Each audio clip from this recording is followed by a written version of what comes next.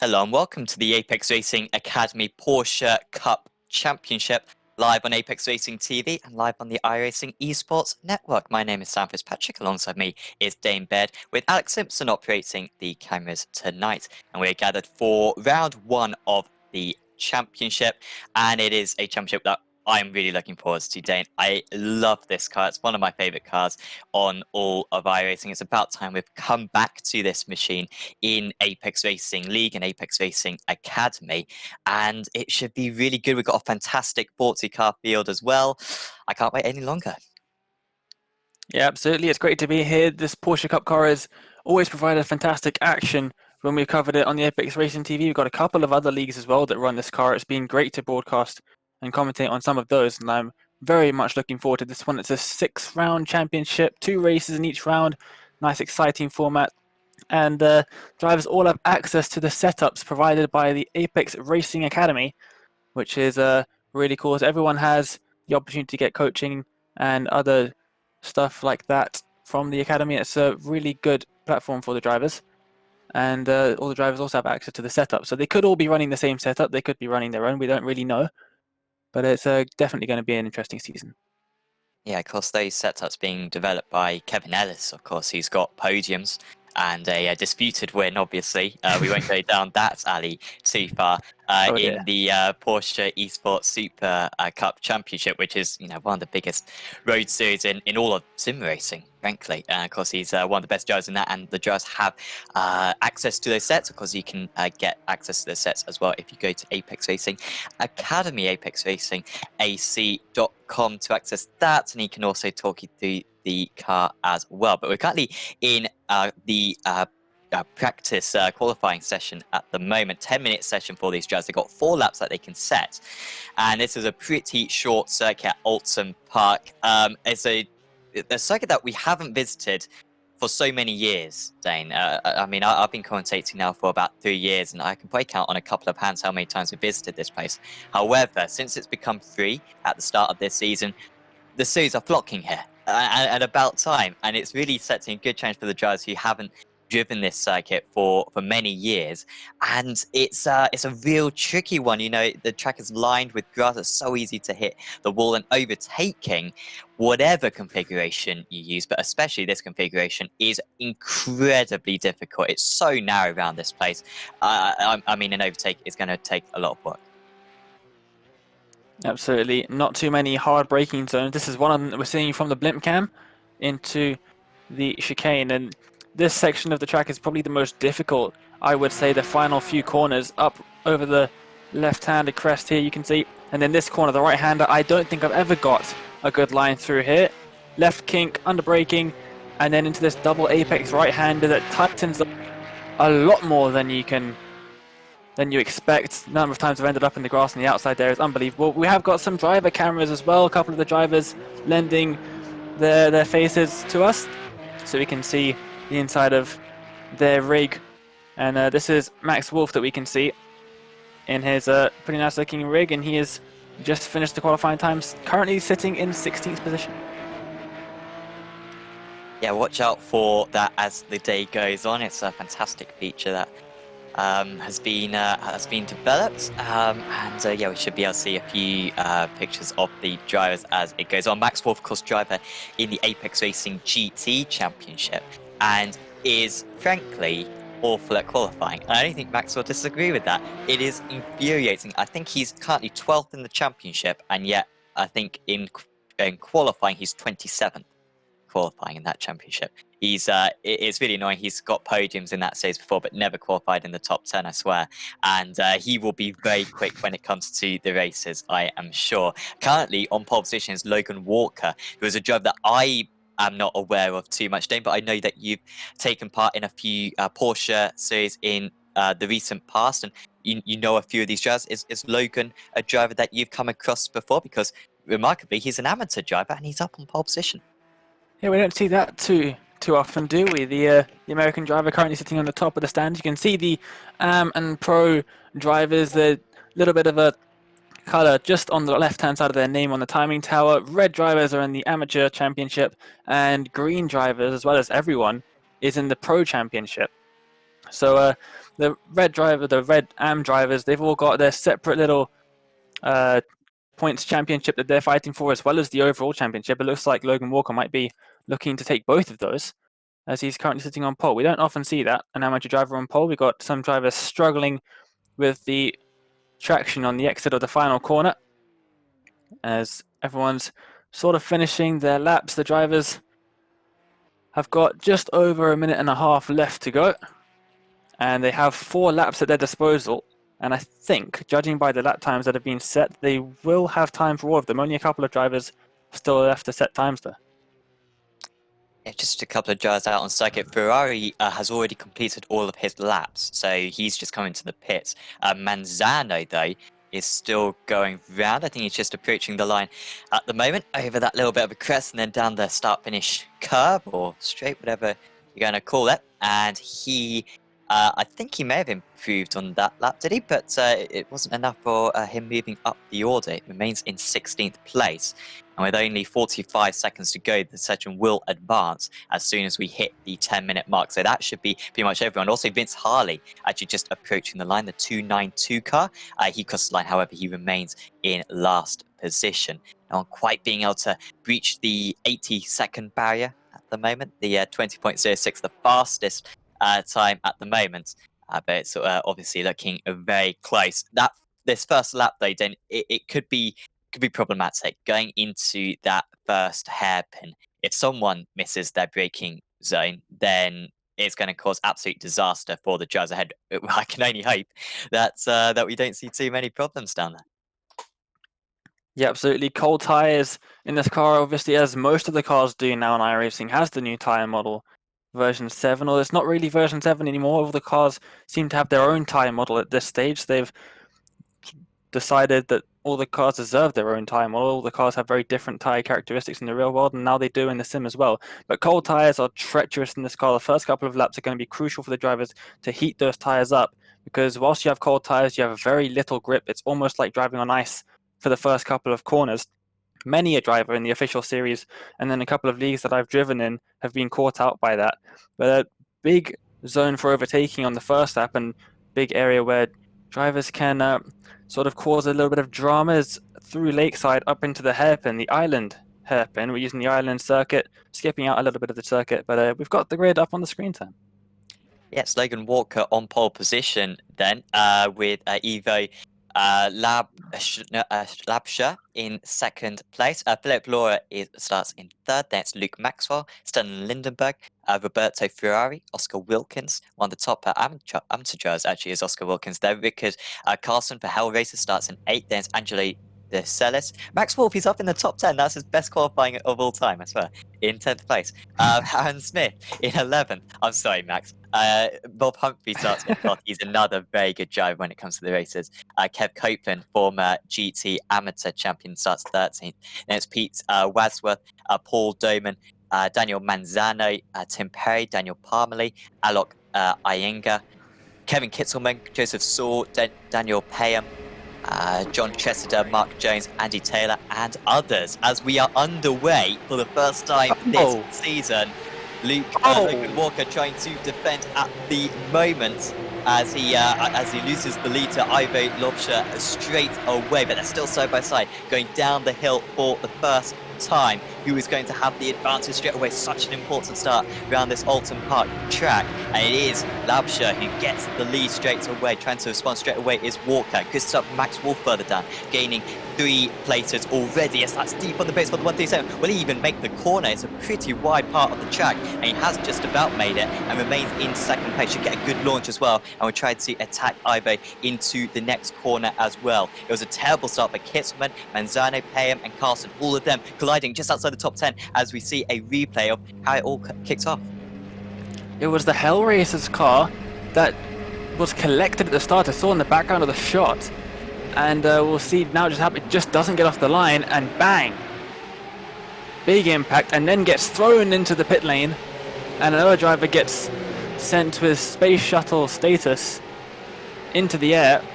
Drivers in the pit lane already, 3 drivers with problems. 4, 5, I count 6 drivers with issues. There was a separate incident into turn 1, and that's why we had such a thinly spread grid as they came through the Cascades for the first time, because all the drivers are single file. More problems. That is that Ferrari? I think it's Roberto Ferrari that spun out of the final corner. Very easy to do, especially on the first lap. But we're going to start lap number 2 then, and it is Ivo Lauscher that is in the lead. But what's happened to Logan Walker? All the way down in 8th. Yeah, I think I saw, just as we pulled away for the replay, I think Logan overshot the chicane at the end of the back straight and was just being mega aggressive.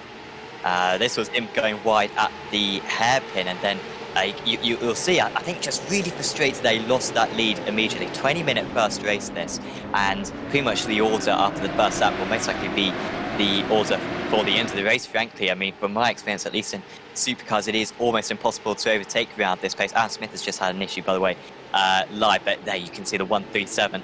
Just overshooting at cost a slowdown on the first lap is going to cost you so much time, and drops a bunch of positions. Jack Reeve is also dropping down, I believe. But yeah, Vince Harley, Aaron Smith, and Guy all having issues at the moment. I think that's down at the hairpin as well, down at the chicane as well. So quite a lot of field spread already for many of the drivers. We've seen a few incidents in the early stages. Yeah, lots of drivers struggling with the cold tyres, including our pole position man who has gone into the pits. Wonder if he served that slowdown or not. That is definitely a possibility. There is no mandatory pit stop for this race, I don't think. So we've got a massive gap already at the front of the field. 1.2, 1.3 seconds is the gap between Philippe Lauer and Ivo Lauscher. Lauscher for Positively Sim Racing, wanting to get a move on in this 20-minute race. It's not the longest race. Yeah, of course, race 2 going to be 30 minutes in length, going to be a reverse grid. It can be anything from 8 cars to 16 cars. We randomly got a number, and it is going to be 10 cars for this meeting. So if you're in 10th place at the end of race 1, then that will be reverse grid pole. That's going to be a real important feature as the season goes on, especially for this round 1. I keep on going on about it, but also like it's so tricky as we ride on board with Lindenberg, because how are you meant to overtake? Look at this. He's staying within a couple of tenths of a second, and just not many chances. But this final corner is going to be one of the best ones, probably the final corner, the hairpin as well, or maybe if you can get a good run off the hairpin, maybe into the chicane. Turn 1 you very rarely see overtakes. And Lindenberg, I think, will probably be quite happy with 4th place. That would be a good start to the season. But further back, John Tressida with an awesome start with 2.991, the front-running amateur drivers so far. He's in 11th now, just 1 place outside the reverse grid. And he's pretty close to Daniel Parmalee at the moment. Oscar Wilkins, Joseph Saul, Roberto Ferrari, all involved in that battle as well, just outside the top 10 positions. So, yeah, going well at the moment as here comes Lindenberg down the inside into the hairpin. Is he going to be able to make it? No, he hasn't. And he goes off the circuit. He's going to have to almost take the extended circuit here. Oh, what a mistake that is for Lindenberg, and that could be his reverse grid chances gone. Yeah, that's unfortunate for him. Just overshot on the brakes. It's really easy to do that. Quite bumpy on the inside, so although it's very inviting to make a big lunge there, it's very easy to lock up the tyres, and I think that's exactly what we just saw there. Just overshooting the corner. Lucky to get away with that, really, with not more damage than what he did get. He only had a very small tap to the barriers, but that could have ended a lot worse for him. The barriers there are pretty close to the outside of the corner. Here's Oscar Wilkins in the 233 car for Shark Team Racing, currently sitting nicely in 11th. This is a little bit of a group of cars forming here. Yeah, this was the battle I was talking about just at the start of the lap, and it is ever so close at the moment. Roberto Ferrari, one of the highest I-rated drivers in this series, but he's currently running in 13th place, just watching this stuff happening ahead of him. Looks like just Wilkins getting past Saul, perhaps, although they're very close now. Wilkins trying to get past Parmalee right now into turn 1. That's that you can't overtake into turn 1. Well, tell Joseph Saul that he's up into 11th place, and Parmalee, who is really dropping down now is up 6 places from his start, so clearly got to do that first lap wreck, but since then has just been starting to fall down the order, and I think Ferrari will be soon past him as well. Meanwhile, out in the lead, Lauscher absolutely cruising right now, 1.2 seconds, did lose a 10th at last time. Well, Parmalee's actually had an issue now, and Joseph Saul, so I think Parmalee maybe has just outrigged himself and gone into the back of Joseph Saul, and a collision between the two of them is, and that's once again around the places of reverse grid pole. We're going to see a replay of what happened there. We've got this little group of cars very closely packed together, and touches the grass on the outside on the braking, and yeah, he just sent Saul right into the extended route. He's had to come back, and he's had to wait for a lot of cars to pass. That's good sportsmanship there, to wait for the other driver to pass and not just send it straight into the middle of the racing line that we've seen too many times. But it's very unfortunate for him. He's down in 18th now. But still looking at the leader then, Ivo Lauscher doing a splendid job out in front, maintaining his gap to Philippe Lauer. There's not too much draft given by these cars, but there's not really much overtaking opportunities in Oulton Park either that you can use the draft. There's no real long straight sections of the circuit. This is probably the second longest one, the longest one they've just come out of into this hairpin. But just looking down the rest of the field, some little battles going on here and there. I can't see too many big groups of cars all together, which is probably for the best. It's a very narrow circuit here at Oulton Park. The groups haven't really formed. There's not too many drivers out of position at the moment, as we see the camera of his now, and that's a cool angle as well to see him race. So that's like a shoulder cam. That's awesome. Of him race at the moment. I think he has recently lost a place, however, to Mark Jones, but it's up 15 places from his start to now. Don't believe he set a qualifying time because he started right from last position on the grid. Got through some of the incidents, and 17th place would not be too bad for him at the moment. He is really driver doing well. Does he race in the iRacing Israel League by any chance? No, he doesn't, unfortunately. I'm gonna PM him in the Apex Racing Discord server after the race, because he would be a perfect match driving the same car. Wadsworth. Where is Wadsworth? Wadsworth overtaken there. On the outside. All on the grass. Lost a lot of time and a lot of positions there. Down into 10th, which is reverse grid pole, but I doubt that's what his intentions were. He was running up quite nicely. Let's see what happened on the replay. Then into the Cascades. I just suspect he's run a little bit wide. Maybe he got his braking a bit wrong. Oh, wow. That's very wrong. He's gone for the Foster circuit. Yeah, that's miles off, wasn't it? Don't know what happened there. Didn't tip a wheel onto the grass. Oh, Max Wolf! Oh, come on. You get a good qualifying, mate, and then you mess it up in the race. You've changed him. Well, clearly, he was up in 4th place, doing really well as Max Wolf, and he's down to 11th. That means that Ferrari moves up into reverse grid pole. We won't see Ferrari on pole position any other time this season, so we do look forward to see that one. I mean, that was just teed up perfectly. Look how far clear as well Wolf was. So these was the drivers who were in 4th and 5th, and that, I mean, touched the grass. In the GT series, Max very rarely makes mistakes, so that is unusual and just shows the difficulty of this car and this track. It is one of the most tricky cars. With the traction, and because no traction control, remember, and no ABS either. It's a fantastic car, but it can drive you mad sometimes. Yeah, definitely. Just the slightest of touches on the grass. There is a lot of alternative curbing that they've got here on the outside of some of the curbs. You'll see it here. There it is, all on the outside of the thing. You can just about make it out in the cockpit of the car, but he's just gone slightly too wide and just tapped just a slight touch to the grass, and that's what sent him around there, which is very unfortunate for him. But he now has around about a 4-second gap to try and close in on Roberto Ferrari. That's a big one. And Copeland now top of the amateur drivers. Now Copeland, of course, last season's GT amateur champion, managed to pull some very good results in the second half of the season to win that one over the likes of Joseph Saul, who's also racing in this championship, and John Tressida as well. So he's no slouch. Is Copeland. Lindenberg now is off the. Apologies, we're just watching him. I'm getting confused by the colours. Hopefully you're enjoying the colours. I really like the green effect on the position board. It's got a nice gradient to it, so that is all good. Lindenberg trying to get up past Humphrey at the moment. Bob Humphrey, who of course is a race winner as well in the GT Championship. Tressida is dropping down the order. Oh dear. And that is down to 16th place now for the Welshman dropping down to 17th. Now he's still losing time. Down to 18th. Ooh, that's a ton. Contact. And that was Lindenberg just into the back of Humphrey. Humphrey come off pretty well after that, actually. Very slight contact. It's actually caused Lindenberg to actually lose a position to Oscar Wilkins, who's picked up 7th. So it's worked out fantastically well for him, but unfortunately for Lindenberg, just a bit of a mistake.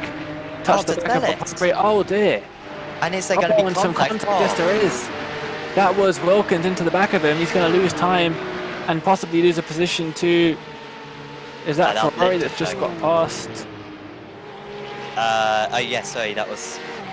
Yeah, Humphrey got back past then. Wilkins went into the back. Let's see a replay of it. So DeCellis, who was doing so well in 5th place, and he's run wide.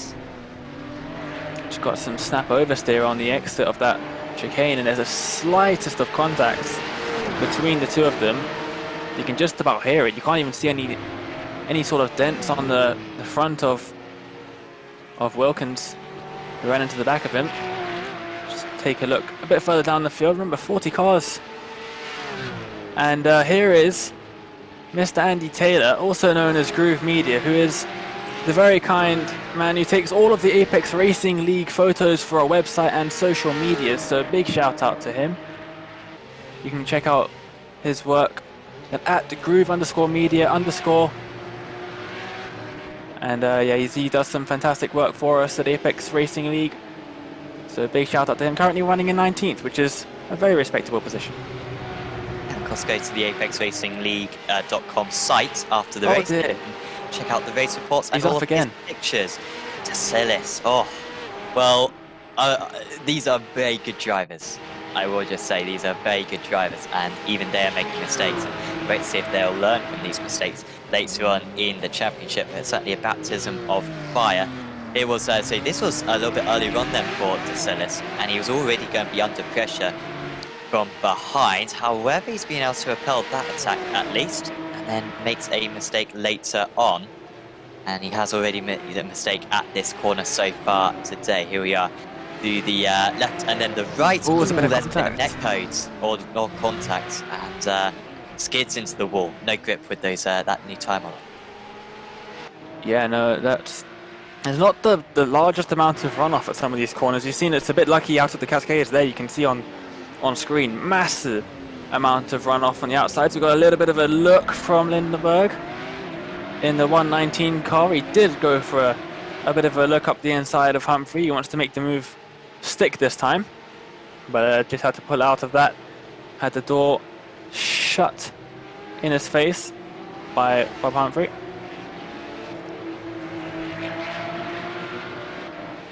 Yeah, Humphrey has kind of just quietly gone about his work, hasn't he? Up 7 places. Lindenberg, who was battling for 4th position, I believe would have certainly been 4th position with all the errors we've had for other drivers. I think Silas is off the track again at the same corner. He's outside the reverse grid. Wolf somehow has got back up into 10. Oh, there is Silas then, off the track. Oh, well, on the inside the second half of the race it's been. We've still got 5 more minutes to go. Still got plenty more opportunities for mistakes. When you reheat up the tyres, that can be tricky to cool them down as well. Wilkins all of a sudden with the fastest lap. Oscar Wilkins, who started in P7. Now 2nd place out of the AM drives. That's kind of come out of nowhere, and that's only 1/10 of a second slower than the fastest time in qualifying as well. So the Dutch driver absolutely lighting it up, and with Humphrey and Lindenberg battling ahead of him, he will be onto the back of them by the time we get to the checkered flag. Definitely, but a little bit further down the road from him, currently sitting in 10th position, which is reverse grid pole, of course, is one Max Wolf. So he got a fairly good qualifying, made a mistake in the race, and he's now currently sitting on provisional pole position, and we can see it. As you can see a couple of the drivers, here he is on the screen. Concentration as he comes through the chicane, one of the most difficult parts of the circuit, especially in this car with the limited traction that this car does have. Big old rear engine car, very heavy. It's one of the more difficult cars to drive, especially a difficult circuit like Oulton Park, but there he was on the screen, and he's going to come around to complete what will be lap number 12 for him, and he's going to start lap 13. Here's a little bit of a battle. This is Mark Jones with Palmer Lee ahead of him and Saul just behind, currently fighting for 11th, 12th and 13th, which is the first three positions that aren't getting reversed. So they're going to start wherever they finish in this race, unless someone ahead of them makes a mistake. Yeah, which you wouldn't bet against, so you want to be best of the rest if you possibly can. Al Smith has just gone off the track a few moments back. I think he was in 17th, but it's back down to 20th place now after that. You can see how it's quite nice how the red and the green is relatively segregated at the moment. Sillis in 15th place, kind of ruining that trend slightly. And we have, I think we have got some drivers as well below 25th, but most of them, of course, retired after the crazy start that we saw. There was quite a start to the championship, one of the drivers not getting off the line. And look at the damage on Tim Perry's car. Deary me. Well, his teammate Adam Hedgecock won't be too pleased with that one. I'm not sure if that is it. I'm not sure if he's running a boosted livery. To be fair, no, that is a Cabot livery, and one of the rivaling teams just ahead of him, Lapset Racing. So they're going to have a little bit of a scrap, even if they're not necessarily fighting each other directly on circuit. Lindeberg has now got Oscar Wilkins just behind him for company, and Roberto Ferrari just coming onto the back. He's centered up the inside. There's a little bit of contact. Oscar Wilkins comes off much worse. He's on the grass on the outside, and it sent him back. That was a bit of an optimistic move, I think. Yeah, oh, look at that for Lindeberg. I think he's just gone down the inside of Humphrey further up. He thought about it. Yeah, he thought about it, but yeah, he's actually lost quite a bit of time from that one. It was an ambitious move, you're absolutely right. And Lindeberg, to be fair, was running the risk of causing contact there. You didn't leave much more than a car's width, so I think if Lindeberg has gone off, I don't think he'd have much excuse to feel sorry for himself, but in the end, that's the best defensive strategy. And Humphrey, who is, it's not that slow, 21.9, that's faster than third place man Luke Maxwell. But with that, kind of developing that train behind him, he is defending well though, and he's in 5th place, certainly one of the favourites for the championship. Unfortunately, Jonas Bowden, one of the other Hell Racers drivers, not here today. Of course, has won races in Apex Racing League GT, a mega quick driver in qualifying as well. But unfortunately, he wasn't able to enter today's race. So I've just realised that we've got the top two, both with LAU, which is something that we will have to address. But the Swiss and the Dutch going up against one another, Lauscher and Lawyer. Luckily, the liveries, so long as we're watching them on track, the liveries couldn't be more different. The very bright and colourful, positively racing car of Lauscher, and then the plain white car of Lauer just behind. But there are only 10 seconds left of the race. He's flashing his headlights, asking Mr. Bob Humphrey to get out of the way. He doesn't want to lose any time. He's only got a second lead over second place man Lauer, but that is it. 20 minutes are up. This is going to be, does well to get past there actually. Bob Humphrey didn't make it too easy for him, but he's going to come around the final corner now. And he's going to be able to take this first race win of the season. Ivo Lauscher, he starts in second place. He got the lead immediately, and he wins the first race of the season in the Apex Racing Academy Porsche Cup Championship. Lauer was in second place, pushed him hard near the end. Maxwell in third, and Kev Copeland is going to be the amateur winner. And that is a brilliant drive from Kev Copeland. So safe and secure out there, and that's one of his best results in Apex Racing League history as well. I think one of the drivers went off a little bit further back. but in the end, Wilkins finishing in 8th. Wolf will get reverse grid pole with a fantastic lap as well to finish for Max Wolf. And that will be reverse grid pole with the 10-car reverse we have today. So that is a big result for the Dutchman, who was surely favourite to take the race to victory. I mean, for Lauscher, he's a driver that I certainly haven't seen before. Dane, that was very responsible. And in fact, really for the top 5 there, none of them made a hint of a mistake. And in order to get these top positions in this car at this circuit, that's what you've got to do. And whilst lots of other top drivers were making mistakes, those top 5 managed to stay away from them all. Yeah, definitely. That was a great race. We saw some action in the middle of the top 10. We saw some of the drivers making some moves. It's not the easiest place to overtake here, but we have seen some pretty decent racing. But a 5-minute warm-up now for the drivers, and we've just got into there. I just heard in the background the pit entry sound. There's new ambient sounds in this build of iRacing. But we've got the race 1 results up on the screen then, Sam. Yeah, Ivo Lauscher wins out the first race of the season, 7/10 clear of Philipp Lauer in the end. Luke Maxwell was in third, quite distant in the end, but still good podium, 48 points in the bag. Kev Copeland easily top of the amateur drivers, 20 seconds off the lead. Bob Humphrey was catching him near the end in 5th. Sterling Lindenberg made a mistake, ended up in 6th. Ferrari made a mistake as well, but in 7th. Oscar Wilkins made a mistake. He finished 8th. Wadsworth made a mistake. He was 9th. Wolf made a mistake. He finished in 10th. But it is a reverse grid place, reverse grid pole for him. Then a long way back was Joseph Saul in 11th. Then it was Daniel Parmalee, Angelo De Silis, Patrick Sanchez, Mark Jones, Daniel Manzane, Aaron Smith, John Chessida in 18th place.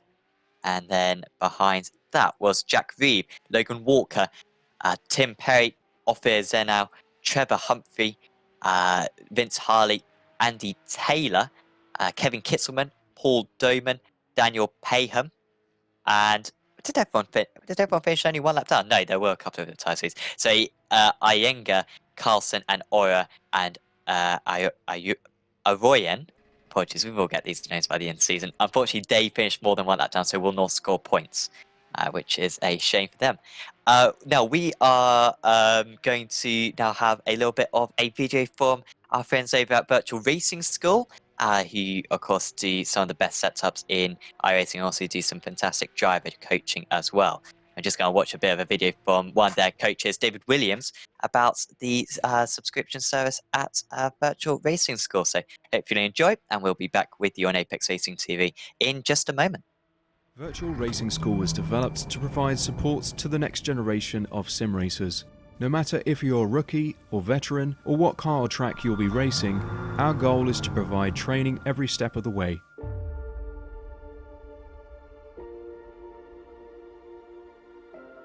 We found that iRacing can be quite difficult without proper training. There needed to be a way to prepare for on-track racing.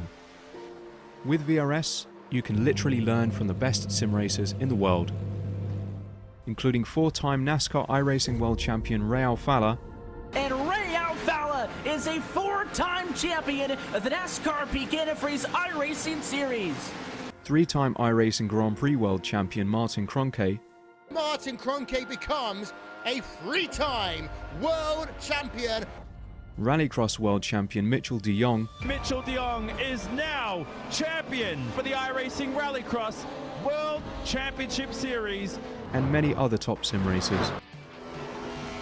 Data packs include everything you need to start learning. Our World Championship coaches create the data packs by setting a hot lap or a series of fast laps for you to compare, analyze, and replicate. Data packs also include a tutorial where the coach points out techniques they use to hit the fast lap. This gives you access to the latest driving techniques and setups before you even hit the track. Sign up for a free account and download the VRS telemetry logger. With this application running seamlessly in the background, your laps automatically start syncing to the VRS website. From there, you can analyze and compare 2 laps of your choice, whether it's your data, the coaches, or your teammates. VRS will automatically target improvement opportunities so you can get up to speed even faster. VRS also makes it easy for you to request and schedule one-on-one or group coaching sessions. These sessions can range from 30 to 90 minutes, and you can select the car, track and setup combination of your choice. Visit virtualracingschool.com today to sign up and get started.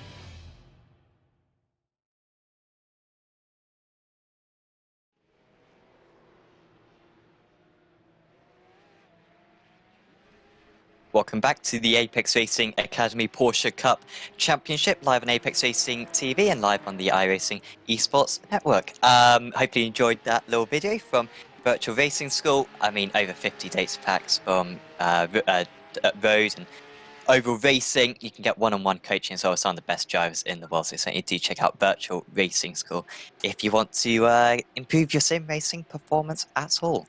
We are just prepping now for the 30-minute second race. Yeah, what can we expect from this 30-minute second race? Are we going to see as many mistakes as last time, Dane? Is it going to be even more chaotic with this reverse grid, or do you think maybe the drivers have learnt their lesson after that crazy race one?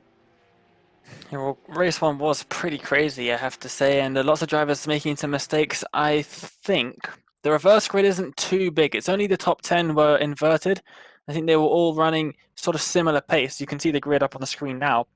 They were running similar pace, and I don't think we're going to see anyone being caught out by slower drivers in front. But we'll have to see if everyone can get a better start than last time, because the start itself was pretty chaotic last time. It was. Max Wolf on pole position then for Indy Autosport. I swear, that's the only pole position Max Wolf will ever get. Sorry, Max. Sorry. Pete Wadsworth starts in second place. Then it's Oscar Wilkins, Roberto Ferrari, Sterling Lindenberg, Bob Humphrey, Kev Copeland, Luke Maxwell, Philip Lawyer, and Ivo Lauscher in 10th place. I won't go through the rest of the grid because we almost missed the start last time because I was taking too long with it. So I'll let the other drivers cycle through for you now. Watch out for Jack Reeves starting a little bit further down. Andy Taylor perhaps. Richard Carlson as well starting way back. And Jeffrey Arroyan starting 32nd place, albeit hasn't taken the grid yet. So him and Guy Owl may not be taking this second race. And also Daniel Manzano as well may not be taking part. As the lights go on, oh, look at Wadsworth, he's already gone in second place. That's going to be a penalty for him, I believe. As look at the launch as well for the 136 car. He's almost going to be challenging for the lead here. That was Bob Humphrey, who's got a rocket start. Now, was it a jump start? Definitely. I'm not quite sure. We'll see him. He had to come into the pit. Oh, we got a car spinning in the background, and it's Lauscher. After a brilliant race one, we've got a couple of cars big hard into the wall. That was also Ayenka, who got involved. Saul, I think, got involved in that one. Jones, Lauscher, Saul, and yeah, those three all gets involved. Could have been a whole lot worse for them. Meanwhile, Wadsworth versus Wilkins. Wilkins might have Wadsworth might have a penalty. Humphrey might have a penalty, but they're still fighting very hard for third and fourth position. Lindenberg just behind. There's Ferrari, Copeland, Maxwell, Lawyer, and Sillis now rounding out the top 10. Good start for Sillis there. Humphrey holds on to third place, but surely him and Wadsworth will have to come into the pits.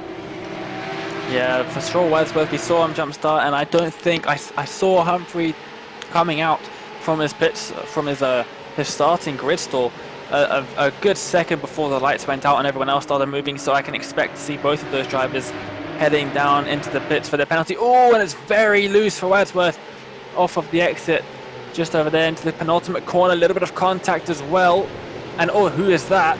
That is Lindenberg, who's hit the grass maybe, and he's just gone straight into the barrier. Don't think he's going to have too much damage to that car, but he's certainly going to have a bit of trouble making his way through. But Bob Humphrey didn't go for a penalty. They do have 2 or 3 laps, I believe, to take the penalty if they do get one. I don't see any universe where he doesn't have a jump start. We'll have to see if we can get a replay of that from his point of view of the start to see just how good a start was, because if it wasn't a jump start, it was an excellent start. You can gain an advantage sometimes just with a really good launch in this car, so maybe you would have done it that way. Oh, no, you went early. That's a jump start. Yeah, definitely. Well, maybe I will give him the benefit of the doubt. I don't know, that was quite a bit early. You're right, half a second to a second, I think, early. Daniel Parmalee, he was doing well, was Daniel Parmalee. He's down to 13th. What is happening with him at the moment? It's currently a Dutch 1-2 out in the lead with the Luxembourg driver. Apologies for that. Oh, dear. Ooh, hard. That was a Payham and Parmalee again. So Parmalee's been involved in 2 incidents, and Payham, the Austrian, hard into the side of him, and that was just a mistaken look at the damage as well on Parmalee. Ooh, as we got a car in the middle of the track, and we've still got them going off. Payham, I think, rejoined. Oh, no. Dear. Just about managed to avoid him. The producer Alex Simpson screaming into our ears. Oh, that was not what you want to see when you come over the crest. There's a blind apex corner. And oh no, something's happened to the race leader. That's Wolf in the background of the shot in the 218 car down to 9th. That's out of Cascade. Something's happened there. Could it potentially have been contact with Oscar Wilkins into the Cascades? We saw Wilkins go for a dive into that corner in the last race. Has he done it again? Let's see what happened. Oh no, he just seems to have lost it all on his own. Just hit a bit of a bump or something and the car just snapped on him. It's one fairly annoying trait of these rear engine cars is that once they go, they are very difficult to catch. So Wilkins with a big lead. Humphrey still hasn't come to the pits, but I think he'll have to come into the pits on this lap if he hasn't got a penalty. So Ferrari might be up in 2nd place, and okay, we won't see that many times this season. Apologies. 4 places going for Humphrey at the moment after that start, but let's see if he does duck to the right here. No. Well, he has got another lap. I think it's like 3 times that he can cross the line. I think that maybe, well, I don't know if he crossed the line on the first lap. I don't know if that counts. I'm not sure if Bob Humphrey will know if that counts either. But he is being caught at the moment by Ferrari, but we know how good his defense is, the 136 car. So Wilkins, the amateur driver, leaps and bounds ahead of the rest as Tressida is moving past Kisman. Nice move there from the 2 Apex Racing League GT drivers, and I think this battle is going to continue for a little bit longer. Still side by side and towards the hairpin. Let's see who backs out first. Both of them still side by side into the hairpin. Kevin Kettleman on the outside for Indy Autosport. He's got a better exit though. They're still side by side as they come down towards the chicane. Kevin with a little bit of the advantage, but he has got the outside line. It'll become the inside, but that doesn't matter because he has got the move done up into 11th then for the number 211 car. And Bob Humphrey still in 2nd, but he's got Ferrari for company. Which way will Ferrari go? It's a small glance at the inside. Of course, Roberto didn't look particularly quick in qualifying, but great. Oh no, he's off into the wall. It's a huge impact. He's come right back into the racing line. And somehow they all avoid him, it seems. It seems as though everyone has avoided him. I can't see anyone else losing any positions on the timing tower. It's just Ferrari. He's still losing positions, probably just heading straight into the pit lane. But we saw that live straight from the rear end. We'll see it from inside of his car now through the final corner. We've seen him do this a couple of times. I saw him in practice before the race started, touch the grass, and that was a hard impact into the inside walls, and he managed to keep it off of the circuit, which is why no one collected him. But would have been a bit of a relief for Bob Humphrey, who's just not taken a penalty. I really don't understand how he could not get a penalty for that. He seemed to go so much earlier than everyone else. Either that or everyone else had poor reaction times. I don't know, but I mean, of course you do have the reaction time, but that was, it's tricky for us to know as well when the lights actually went green, but try to do some investigations perhaps and maybe find out what the difference between his reaction time and the others were. Maybe it was right on the dot, and maybe iRacing lets him get away with it. Would be remarkable. Copeland somehow back up into 4th place now, 3 places from his start. Look at the queue behind him. He's got Lauer, who was very good in race 1. Of course, 2nd place in race 1, may score the most amount of points today. Lauer already with 52 in the bank. And then you've got Logan Walker, as Walker is going around the outside at turn 1. He'll pick up a 1x on the outside if he's not careful. He'll have the inside now down the hill, and Walker should have this one very easily, and he strolls his way past. And that was a superb move there from Logan Walker. Not too many moves into turn 1, but that is how you can pull it off. And somehow Loyer, after looking so good in race 1, might be slipping back further with DeSillis and Max Wolf now right on his tail. But this is the closest back we got at the moment. Kev Copeland, though, he's defended so far very well set. So this will be a lot easier said than done for Walker as they come across a back marker just ahead. Yeah, it's going to be interesting to see how they manage to pass those Harley. Oh dear. That was Harley, I believe. That went off. That could have ended horribly for him. Or was it Harley? I think it was, yeah. That's who I thought it was, at least, as Copeland is overtaken by Walker. Well, that didn't take too long, did it? And the 2-3-7 car's up 16 places now. That's been so good in qualifying in race 1. He is absolutely storming through the order in this race 2. And Copeland, I think, will be having a long race now. We'll just try to hold on to the as many paces as it can be. So got over 20 minutes to go. And next up is Lauer, who's going to have to try to get past him for the second time. The Luxembourg driver, of course, not the Dutch driver. Apologies about that one. And you can see on the flag on the time tower, they are slightly different.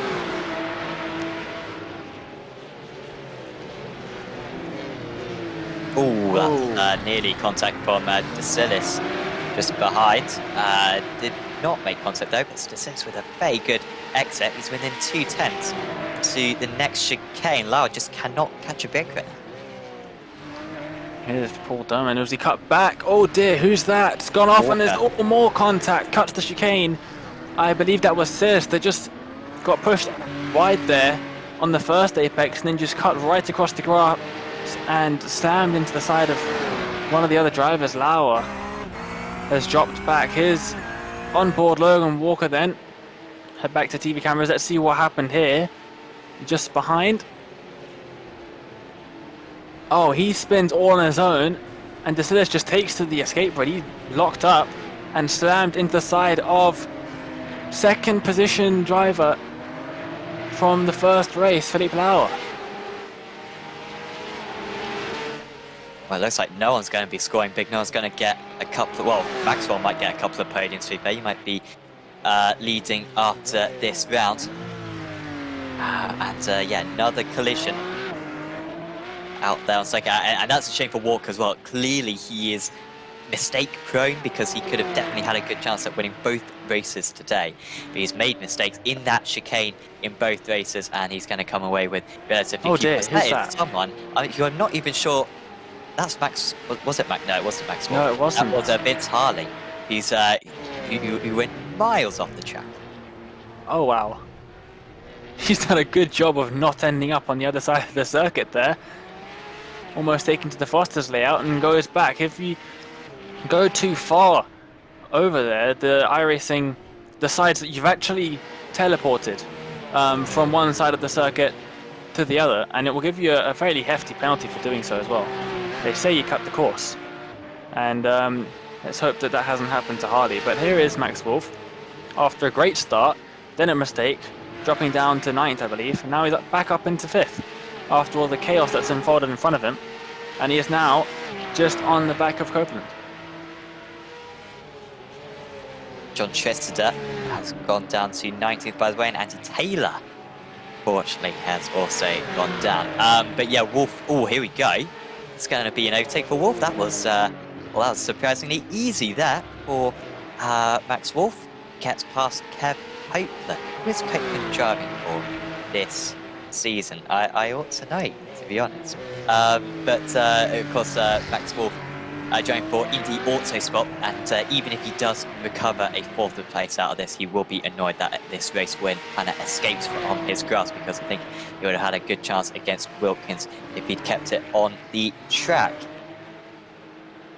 Copeland, by the way, driving for Pro Academy Simsport. And we can see Max Wolf on the bottom right-hand corner of the screen. There he is with what looks like a Fanatec wheel. A little bit of oversteer for him, you can see. It's great to see some of the drivers. We hope to have a couple more drivers being able to show their faces throughout the season. And if anyone is wondering what the beautiful graphics and the timing tower and the track map and all of that goodness is, they are provided by SDK Gaming. who can provide live HUDs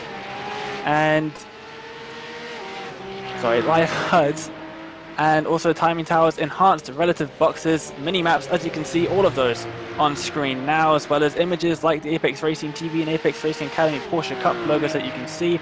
All sorts of goodness from SDK Gaming. Go to sdk/gaming or -gaming.co.uk for more information about that. Yeah, of course, you can look in the description in the there's a link in the description below, and that will send you to our live timing page, and then you can access the live timing for this race, which is really useful to know what is going on. You can see gaps between the drivers, their last lap time, their best lap time. No pit stops, of course, in this race, so that won't be too useful, but no, it is some good kit is that. Humphrey still in second place, and I mean, miraculous, actually. I don't know if he sent us a fiver before the race, sent Alex a fiver before the race. When I say fiver, I mean a few zeros after that, obviously. But he's got away with the penalty, and he's absolutely doing great now, is Bob Humphrey, and will be one of the highest point scorers for today. Dare I say, we've got a spin around, and that is that Kevin Kittelman, who's just gone round. Carlson passes him, and that is disappointing for Kevin Kittelman, another one of the Indy Autosports drivers, and this is how it happened. Oh, he's just lost it. Maybe touched the grass. Lots of power trying to turn that thing back around.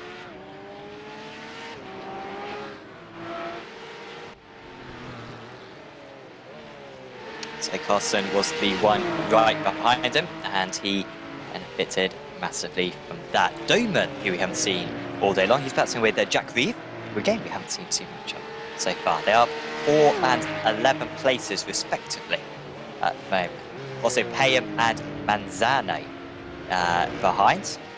All amateur drivers, of course. The green stripe by the position representing the pros, and the red representing the amateurs, although that may well change a few of the ratings after today in light of some of the drivers' performances. By the way, the cutoff is approximately 2,500 I rating.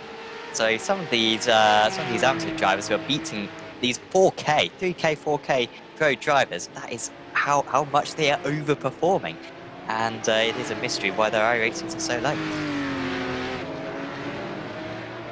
They must be tanking them. No, but they need to get into the official series then and get their I ratings up, so that we don't have to watch them dominate the amateur championship. Obviously, the admins can and definitely will adjust the driver categories accordingly to their pace. If someone is completely outperforming their category, then admins will change them into a higher category. And yeah, we have seen the AM drivers doing pretty well so far here. Yep, 4 of the top 9 currently amateur drivers. There are a few more pros, but a few more amateur drivers, by the way, Oulton second than the pros. Just the way that it was split. You don't really want to have 2K drivers battling 4K drivers, so a few more AMs should both be very competitive championships. And of course, the amateur drivers can win the overall championship as well. We've seen certainly in the F3 championship, and also I think the GT4 championship in a couple of seasons ago. Sometimes you can just really struggle to get a good run of points for the pro drivers, and let's give the amateurs a decent chance at fighting for the overall title. Roberto Ferrari on the comeback trail again. It's in 15th. I forget even what happened to Ferrari earlier on. He was up in the top 6 though, wasn't he? And now a long way. In fact, he was up in 2nd place, I think, at one point, wasn't he? But a long way from that now. Yeah, after that incident, we saw him just lose the rear end straight into the wall out of the final corner. Yeah, when he was pretty chasing big Humphrey. one. Yes, he was. But he's now right on the back of Reeve for 14th position, trying to work his way back up to the field. Still got a little bit of damage to that car. You can see on the front of that car there is some damage. You can see it from this camera angle as well. Now riding on board, Jack Reeve looking back at Roberto Ferrari and Doman as well, just a couple seconds behind, but he's got a poor exit as Reeve. He's got the inside line to defend, and he shuts the door in the face of Roberto Ferrari, runs wide, and that's going to allow Ferrari right into 14th position. There's a lot of damage to the front of that car at Fareed, actually, in the front right of that car.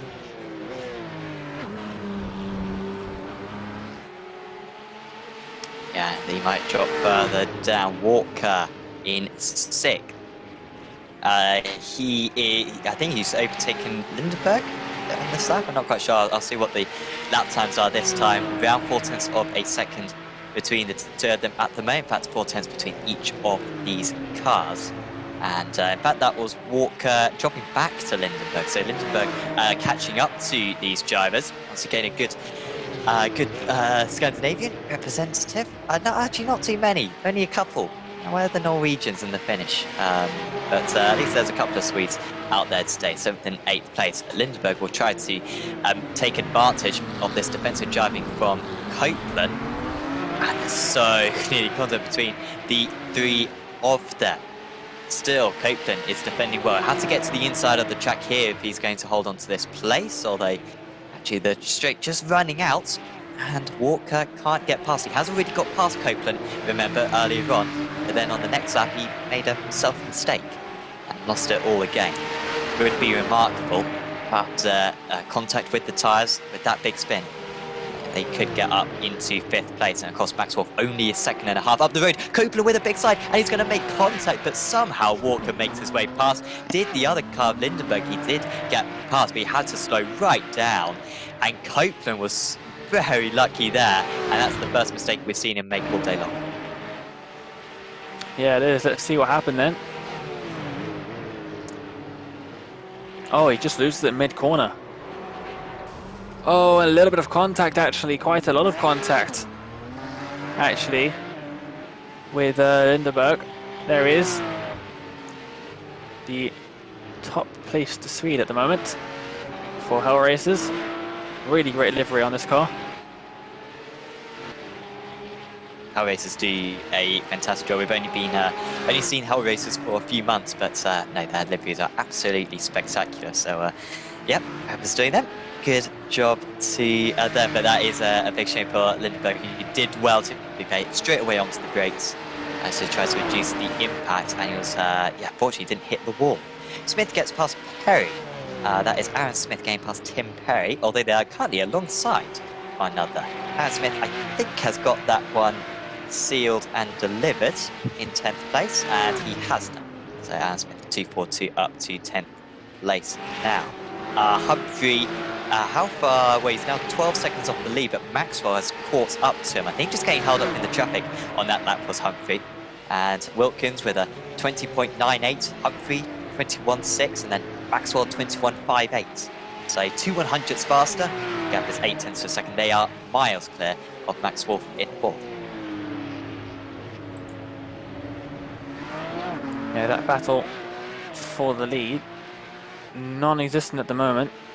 Oscar Wilkins with a huge lead currently. You can see on the track map on the top right-hand corner, currently going through the chicane, is Wilkins, and just leaving the hairpin are Humphrey and Maxwell.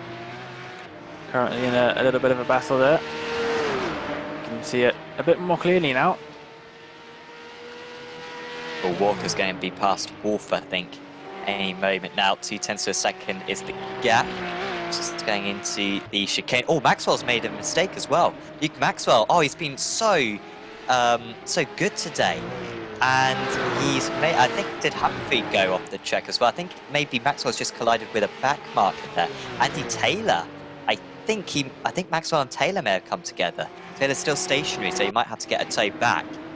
And Maxwell is still on the podium place. That's how far clear he was to Walker. He's lost about 7 seconds from this instant. Yeah, unfortunate for him. Just had a bit more contact and maybe an engine blowing in the background of that. Here is, Andy Taylor. Just touching the grass. There's a driver trying to avoid him. Oh! That's unfortunate. It is a bit freaky, as our producers just said. It is Halloween month, I guess. But iRacing barriers deciding to just throw him up into the air.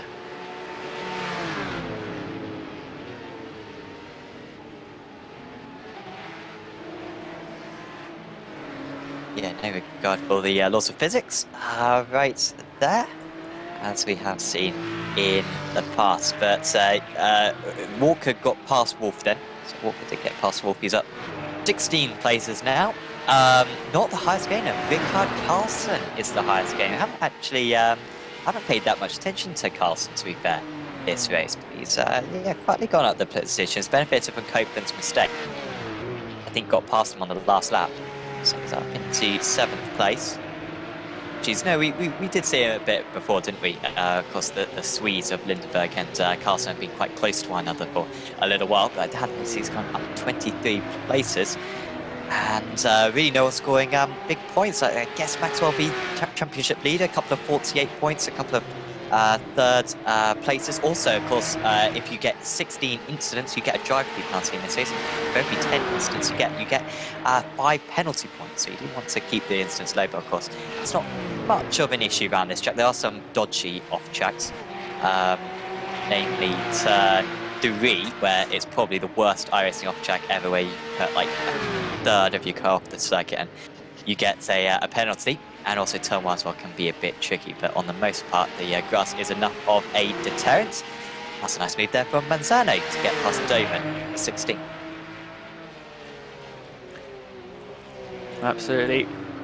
Some of the drivers, I'm not going to mention who, but there's a good 3 or 4, possibly 5 drivers still running in this race that are approaching the incident limit before they get a penalty, so they're going to have to watch out for that. They do have just over 5 minutes left of the race. This race has gone pretty quickly, to be honest, and currently Oulton still leading with that massive gap, but we've got some great battles throughout the rest of the field, and it looks like Lauscher has returned to the race.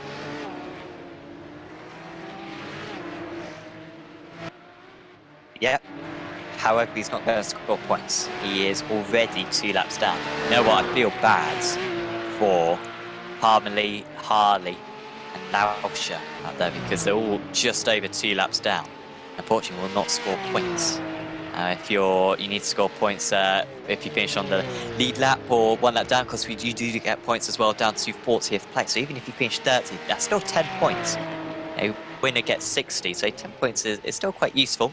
As Kitzelman into the pits as we get absolutely deafened by the new sirens. That is odd for Kitzelman. Something that I was thinking earlier on, Dane. I mean, if the drivers have taken this setup straight from the Apex Racing Academy site, then there might not actually be enough fuel. This isn't a fixed setup, of course. They can change the setup themselves. They ought to change the setup themselves, so they got enough fuel. But the official says lasts for about 25 to 30 minutes. I'm not sure if you can actually get to the end of the race with the Academy setup, so I wonder if we'll see a couple of other guys make that mistake as well.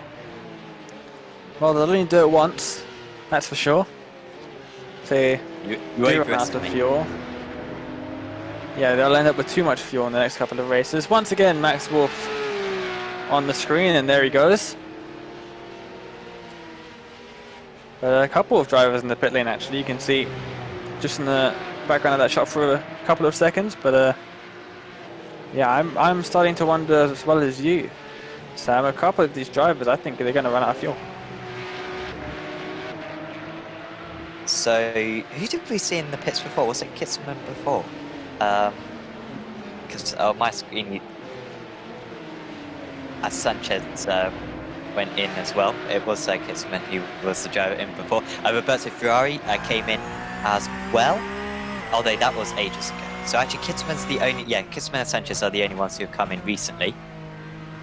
As Lindenberg catches up to Wolf. I thought I may have heard a little bit of lip-sync coast as well, but I'm not sure. Well, what happens to Wilkins? He's got 16 seconds. Dare I say he could even come in for a pit stop and still be in the lead. It is a very short pit lane we have around this circuit. So keep tuning in. Thank you for tuning in so far. Has some fantastic viewing figures.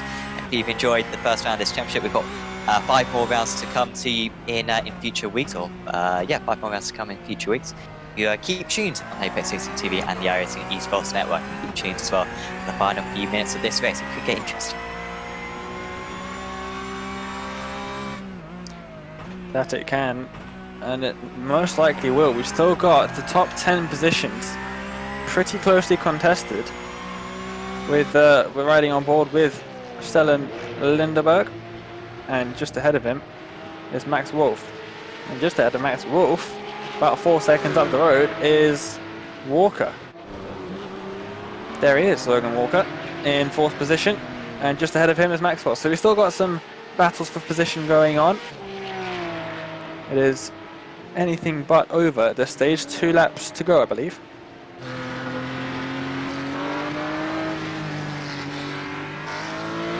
Yeah, and Wilkins will cross the line, won't he?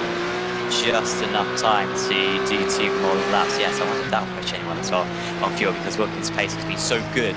And the drivers may not have even predicted it. Of course, if they had SDK gaming, then they probably would be able to, because that's got a fuel calculator. But you know, some people still haven't got it, so they ought to do that.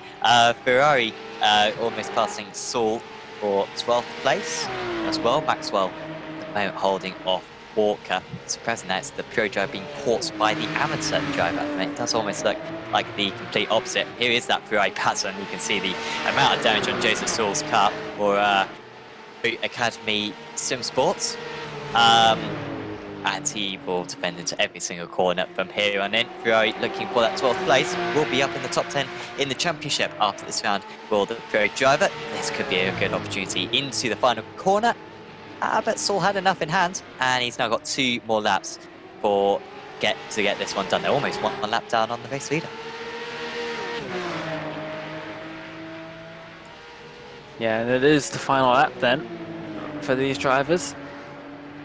And there's a lot of damage. Oh, big wiggle from Saul there. But here is Oscar Wilkins. It wasn't the final lap for them, I'm sorry. There's 15 seconds left. Oscar Wilkins starts the final lap of the race. He probably could have slowed down the last couple of laps and ended the race early, but he's decided not to. He's decided to carry on. He wants an extra lap, negotiating with some lap traffic through Cascade for the final time for him. It's been a dominant performance from him in this second race. Yeah, I don't think we'll see an easier win for the rest of the season, frankly, for Wilkins. He is absolutely miles out ahead. Wolf into the pits. Oh, Max Wolf. Dear. He was holding off Walker, wasn't he? Sorry, apologies. I think he was in 5th place, was Max Wolf. So he's had to come into the pits. Where's he going to come out? He will be around Tim Perry in 10th or 11th. He's currently in 10th. Oh, wow. Why is he taking so much fuel? Why are you taking... He's still stationary, is Max Wolf. I don't know what that one's about. Maybe he's home to serve a penalty. 14 seconds in the end station for Max Wolf, and he will be dropped behind Tim Perry. Might just stay ahead of Joseph Saul. Maxwell's made a mistake right at the end, but we'll keep our cameras on Oscar Wilkins for him to get to the line, because it was not the race 1 that he desired, but it has been a perfect race 2. Oscar Wilkins wins the second race of the evening in the Apex Racing Academy Porsche Cup Championship. What has happened to Maxwell though? He was in 3rd place, he was holding off the others, but now it's off the circuit again. You can see how much damage he's got on the front of that car. Humphrey with a brilliant 2nd place, with the biggest jump start you've ever seen in your life, but he didn't get a penalty for it for some reason. Logan Walker will finish in 3rd, and that is a great recovery there for Logan Walker after a terrible race 1. Lindenberg will be one of the highest point scorers today in 4th, and Carlson up 25 places to 5th, and Maxwell, who hopefully we'll get a replay of in just a moment, with that last lap mistake, ending up in 6th place. Ferrari's also gone off the circuit right at the end. It's all happening here, and he's been overtaken by Max Wolf. It's tricky to keep track of everything that's going on. Oh wow, we've got lots of drivers off the circuit, and they're not drivers who have finished. Zano, Reeve, Saul have all been involved in a big crash right at the end of this race. That's unfortunate. It was pretty clean for most of the race, but that is 3 very unhappy looking Porsches indeed.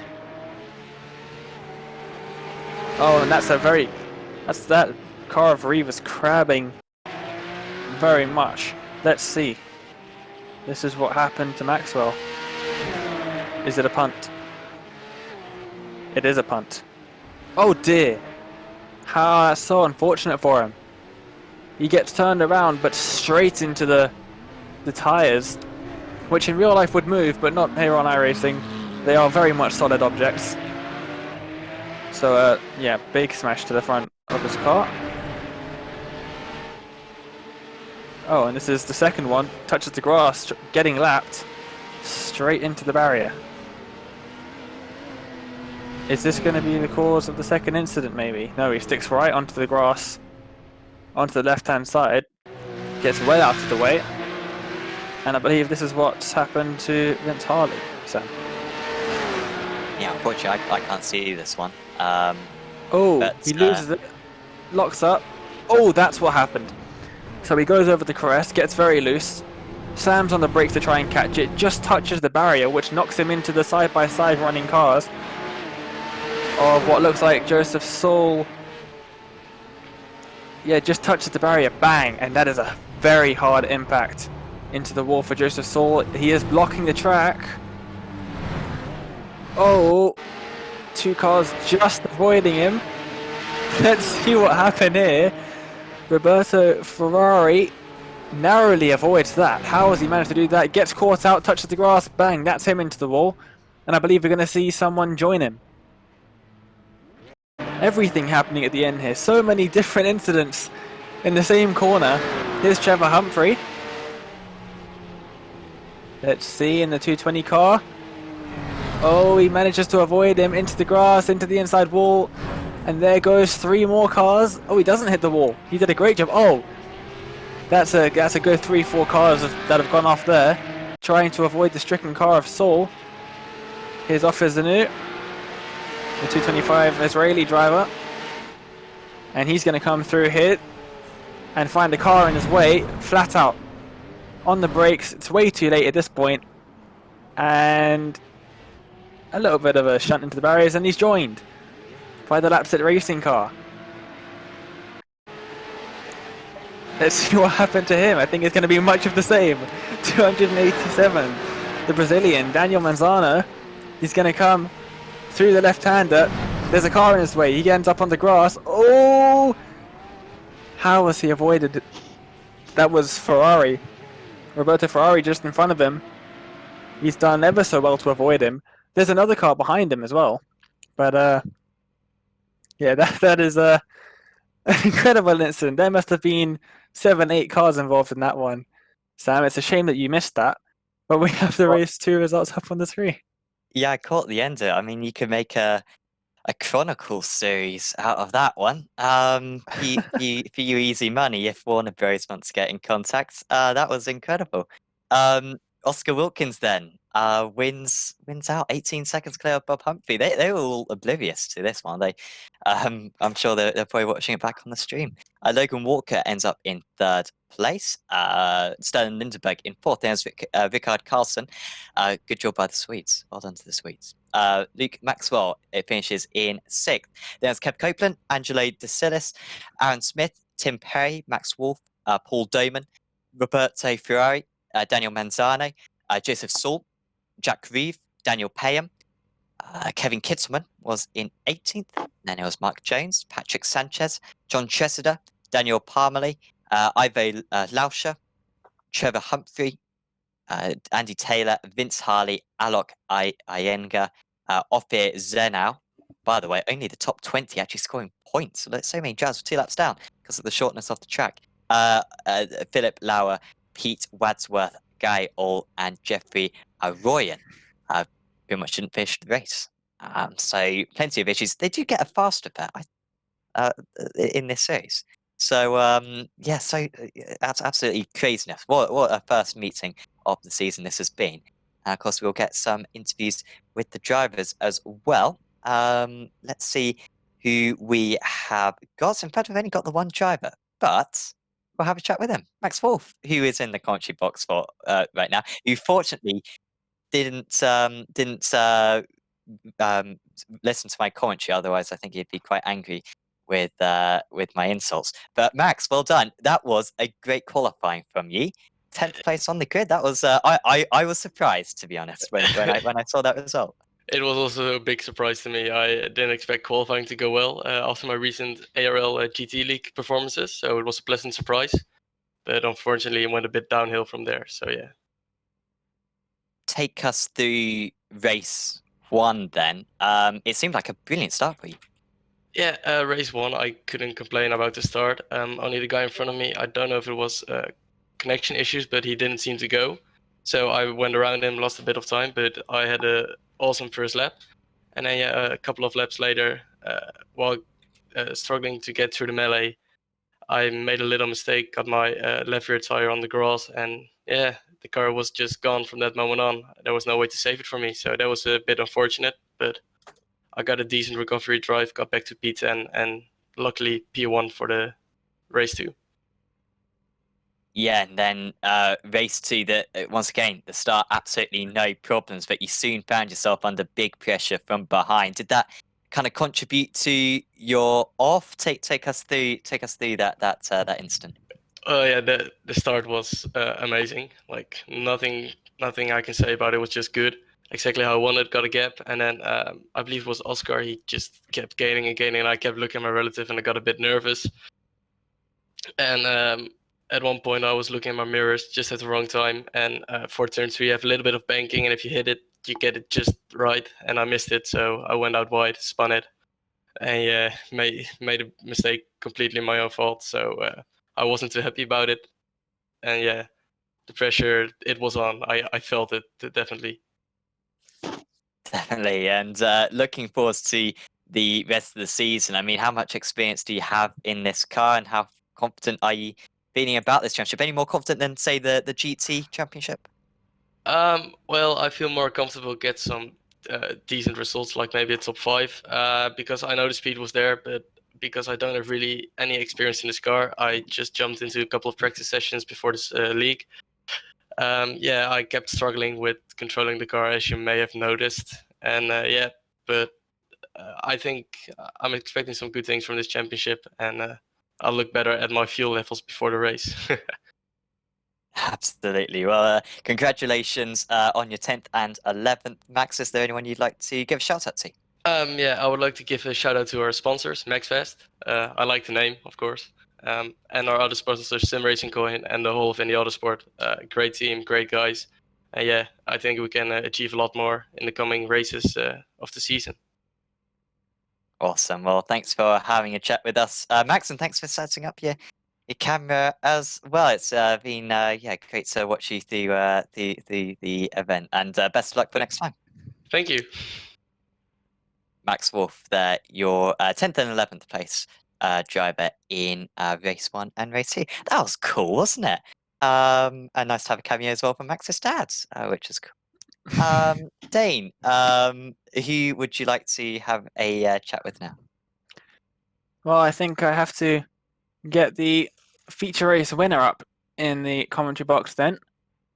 Let's get him up into the commentary box for an interview. Oscar, welcome. Congratulations on the win, first of all. You had a pretty dominant performance there, but first of all, talk us through race number 1. Hey guys, yeah, race 1 was actually a mess. The qualifying didn't start very well. I couldn't get a lap together. So I had a couple guys in front, and then during the first turn on the first lap, I had to take some avoiding action, so I spun. I fell back quite far, not sure what position, but I managed to come back all the way up to P6. And I had one of the guys, he entered the back on the track on the racing line, so I had to slam the brakes, so I lost 2 places with that, but I guess it was good for the reverse grid for the second race. Yeah, in that second race, you took the lead early on after a mistake from the man we just finished talking to, and then you just took the race into your own hands, pulled away, and never looked back. Yeah, I just took it easy the second race, just because the tires can be quite cold in the first lap, and then just started to put some pressure, and then I think he just made a mistake by himself, and yeah, from that moment on, I wasn't pushing too much. I just tried to do consistent laps and to control the wind from there. Well, we see that you're doing pretty well in this car so far in the first couple of races of the season here at Oulton Park. How much experience in the the car do you have in, say, official races or other leagues? Well, actually, I'm racing you in the Porsche Sport Cup. Yes, you are. But the level is super high there, and I guess it prepared me well for this championship.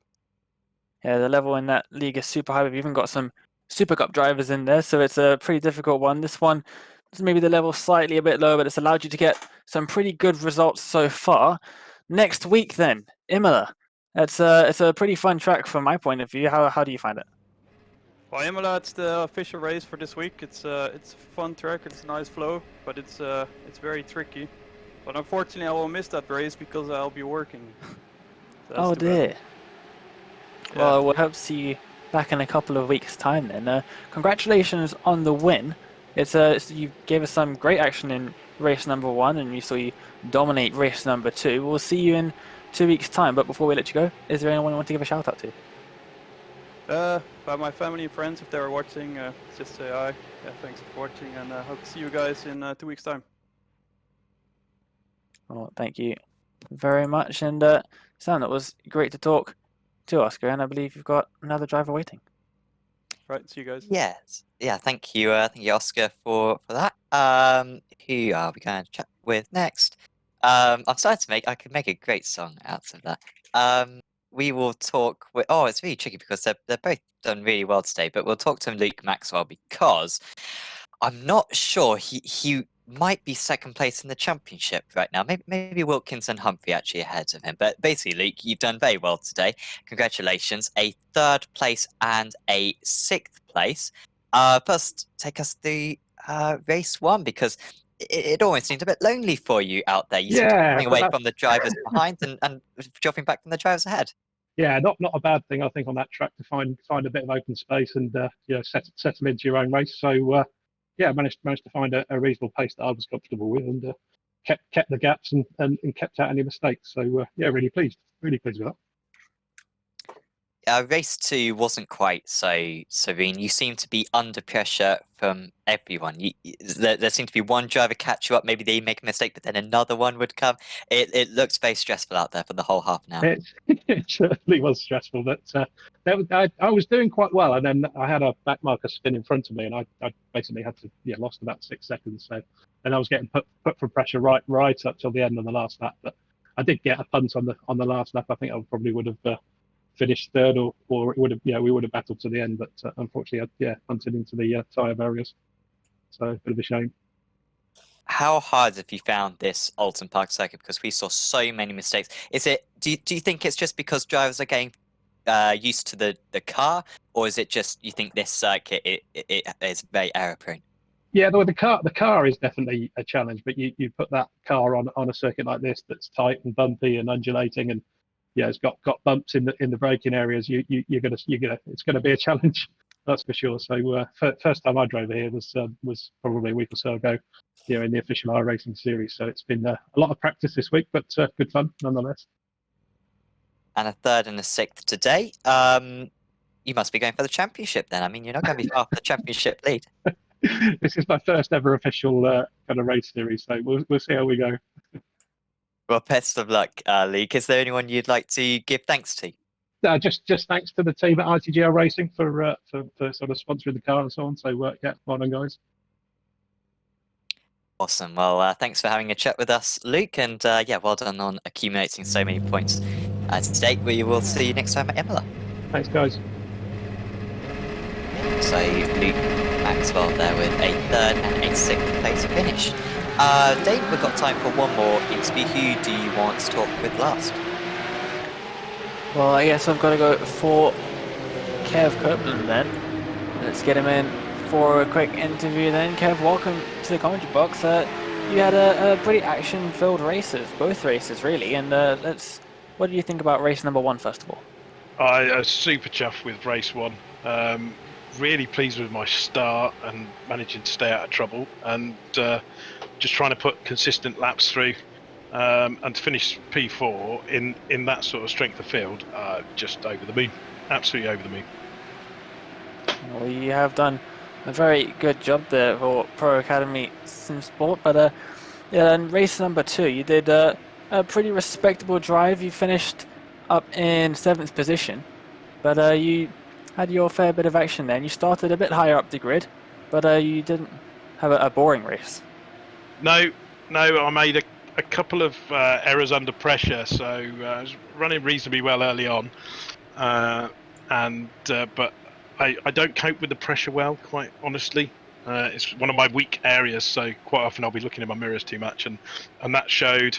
Made a couple of mistakes, locked a wheel here and there, and just went wide and lost a couple of places that way. But it was so much fun in this car, and the field, you know, the other drivers very considerate and actually had some really good racing. In fact, I can't remember who it was, but I was going side by side through a few corners in that second race with someone, and that was great fun. Really, really good fun.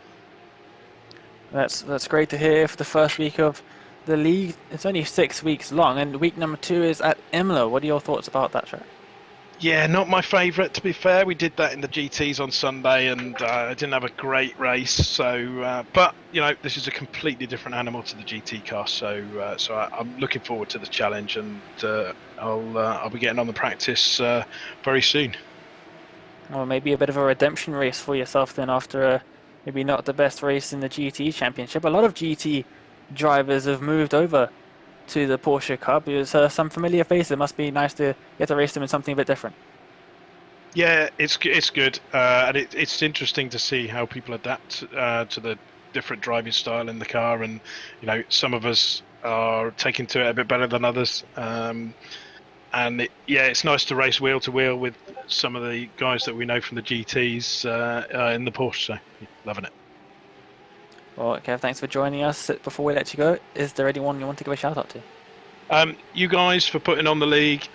We've been looking out for a Porsche league from Apex for some time, because it's one of our favourite cars. So thanks for putting that on. Thanks for streaming, and thanks to the missus for putting up with all my sim racing, because she's a star. Well, thank you very much for joining us. Congrats on the good finishes, and we'll see you next week. Cheers, bye. Great to hear from him, man.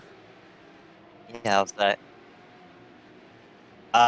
We're just going to have a chat with Angela DeCillis as well. Apologies, Angela. I mean, I will ask you. I've been pronouncing it as DeCillis today. Is that correct pronunciation? The Chili's or the Sillis is okay. The Sillis. Okay, I'll try my best for this evening. We'll get better. Anyway, really fun race for you today. I mean, race 1 and race 2 for that matter, you were, up the front, then maybe a little bit further down, and then you make your way up, and then drop down a bit. It was very turbulent out there. Yes, it was a very fun race, and I lost the car. I had a terrible accident in the beginning of the first race. But I saved it, and I did a terrible mistake when I was 5th, fighting for the 4th place and the top 5 in the first race. And so that was my nightmare, because I had to came back and fight on the back, and it was very, very difficult. Pilots a little bit aggressive, but anyway, that's racing. How much experience have you got around this track? It's not used very often. Sorry, can you repeat, please? Have you driven this track a lot? Yes. During this week, I did one race in the season, a very good race with the 7th place with 144 championship point. But yes, I did it a lot of laps. And next time we go to one of your home circuits, Imola, how are you feeling about that? Yes, I feel good in the track, also with my teammate, and we will do our best. Awesome. Best of luck for that one, Angelo. Is there anyone you'd like to give any thanks to? Thank you very much for now. Awesome. Thanks for having a chat with us, Angelo. And we'll see you back next week. Yes. See you next week. It will be very, very fun.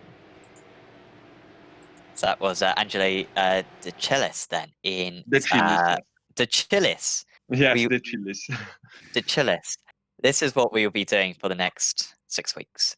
But that was Andrzej de Chilis there, who was in around the 10th place throughout today's action.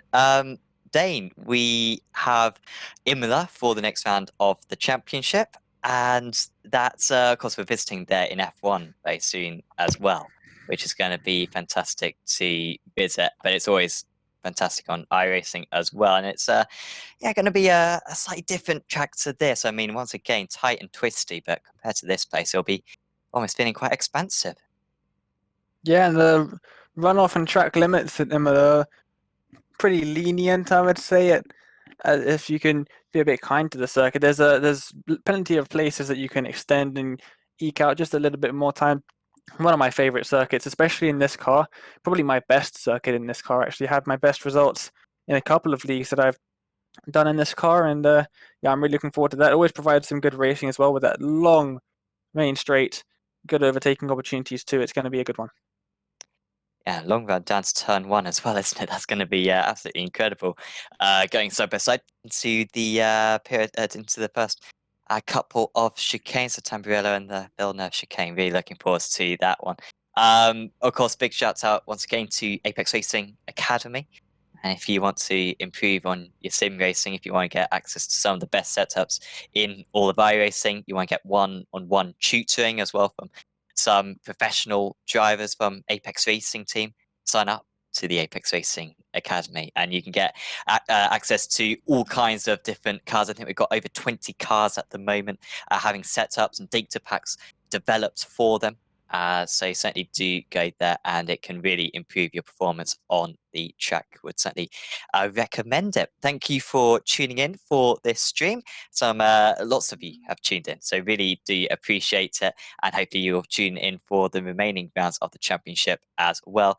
If you have enjoyed the stream, please do leave a like on it on Apex Racing TV or the iRacing Esports Network, and subscribe to Apex Racing TV and the iRacing Esports Network, because we've got plenty more commentaries coming up. I believe our next one, I don't think we've got ARLTC tomorrow, but we have got AOSC on Friday morning for us Europeans, Friday evening for the Australians. And we've also got AMF as well on Sunday, and loads of other stuff. AOLTC coming back next Thursday. We've got AOL GT as well on Sundays. So tune in for all of that. It's certainly do recommend it. And also check out our social media as well on Twitter, Facebook, and Instagram as well. That's Apex Racing TV on all of those platforms. But for now, from me, Sam Fitzpatrick, from Dane Baird, and from Alex Simpson, we're going to say goodbye, and we will see you next time at Imola.